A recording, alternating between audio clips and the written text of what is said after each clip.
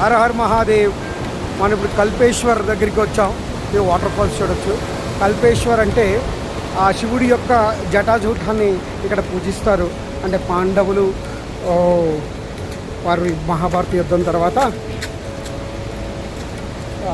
పాపాలు పోగొట్టుకోవడానికి వ్యాస మహర్షి శివుని పూజించమని చెప్పడంతో వాళ్ళు శివుడు కాశీ వెళ్దాం అనుకుంటారు. కాశీ నుంచి ఆయన శివుడు అక్కడి నుంచి మాయమైపోయి గుప్త కాశీ దగ్గరకు వచ్చి ఒక ఎద్దు రూపంలో ఆయన వాళ్ళు 5 చోట్ల పడ్డారని, పాండవులు కేదార్నాథ్లో భీముడు తోకపట్టి లాగడంతో హంపు కేదార్నాథ్లో పడిందని, ఈ శివుని యొక్క 5 భాగాలు పడిన చోట పంచ కేదార్లుగా కన్సిడర్ చేస్తారు. అందులో ఇది 5వది కల్పేశ్వర్. ఇక్కడ శివుని యొక్క జటాజూటానికి పూజ చేస్తారు. ఈ కల్పేశ్వర్ 360 రోజులు తెరచబడి ఉంటుంది.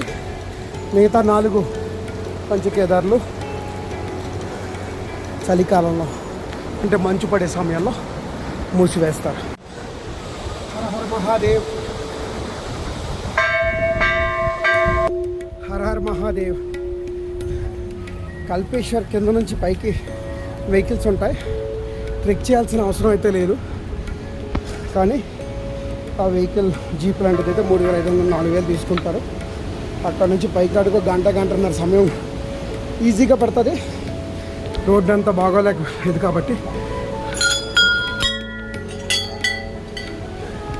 హర హర మహాదేవ్ శంభో శంకర, హర హర మహాదేవ్ శంభో శంకర, నందీశ్వరాయ. హర హర మహాదేవ్. ఆ తెల్లగా కనిపిస్తుందంట ఈశ్వరుడి యొక్క జట. ఆ తెల్లతో కనిపించింది. ఇక్కడ నుంచి మొదలై ఆ మూల వరకు ఈశ్వరుడి యొక్క జట.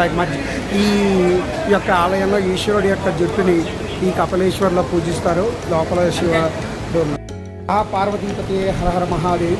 ఇది కపిలేశ్వర్ శివుడి యొక్క జటని ఇక్కడ పూజిస్తారు. ఆ పంచకేదార్లో ఇది ఒక 5వ కేదారు. ఆ తెల్లగా కనిపిస్తుందంతా శివుని యొక్క జట. శివుని యొక్క జటాజూటం ఇక్కడ నుంచి మొదలైంది. లోపల శివుని కొలుస్తున్నారు. ఆ జటను మీరు చూడగలుగుతారు. పైన అదంతా జట, శివుని యొక్క జట అక్కడ వరకు. పంచకేదార్లో ఈశ్వరుణ్ణి ఇక్కడ పంచకేద జట రూపంలో ఇక్కడ పూజిస్తారు. హర హర మహాదేవ్ శంభో శంకర.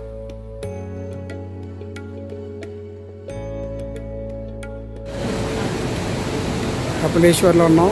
ఈ యొక్క నీటి యొక్క ఛాయ శివరూపంలో కనిపిస్తుంది, చూడొచ్చు మీరు.